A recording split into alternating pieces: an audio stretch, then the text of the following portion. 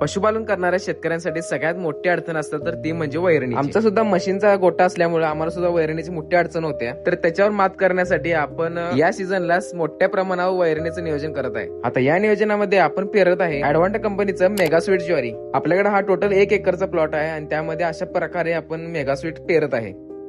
आता हे सगळं नियोजन करत असताना सुरुवातीला बियाणे, लागवड आणि पेरणीचं योग्य यंत्र ह्याच्यापासून सुरुवात केली। आता या यंत्राबद्दल सगळ्या शेतकऱ्यांना माहितीच असणार आहे की हे ऍट द टाइम बियाणे आणि लागवड एकदम पेरते आणि बरोबर 2 फुटाची सरी सोडते।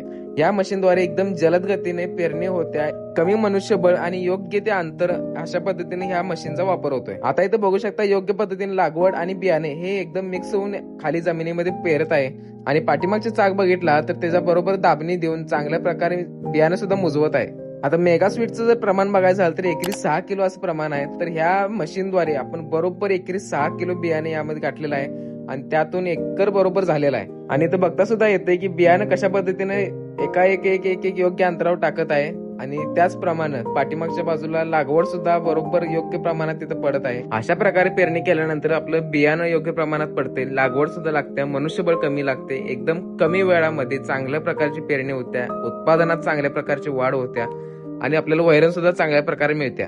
तर अशा प्रकारचं नियोजन तुम्ही कधी करताय का हे कमेंटमध्ये एकदा नक्की सांगा। आणि मेगा स्वीट हे पेरण्याचं मेन कारण म्हणजे आपण याचा मुरघास सुद्धा करू शकतोय।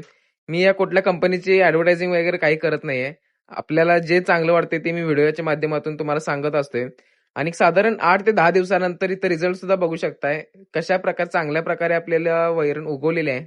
आणि या मेगा स्वीटच्या प्लॉटमध्ये आपण ज्या ज्या प्रॅक्टिसेस करणार आहे त्या सगळ्या व्हिडिओच्या माध्यमातून तुम्हाला सांगणार आहे, ह्याचं उत्पादन किती निघणार आहे, आपण याचा मुरघास सुद्धा करणार आहे, तर ते मुरघास कशा पद्धतीने होतोय ते सुद्धा व्हिडिओच्या माध्यमातून तुम्हाला सांगणार आहे।